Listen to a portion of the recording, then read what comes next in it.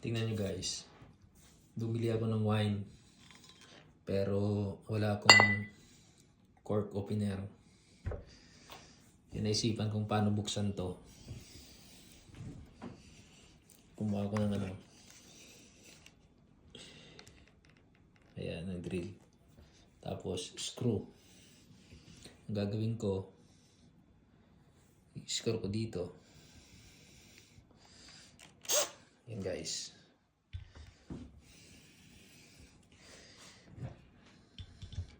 Tingnan nyo guys ha.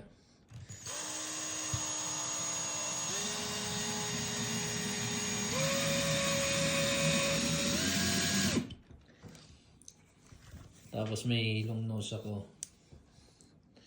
Hilain ko na lang. Yun, di ba? Ganun na guys kadali.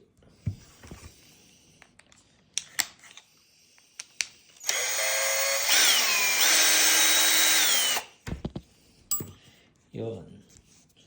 Ayos guys, no? Diba? Hindi na ako bumili ng cork opener. Meron na ako pang bukas.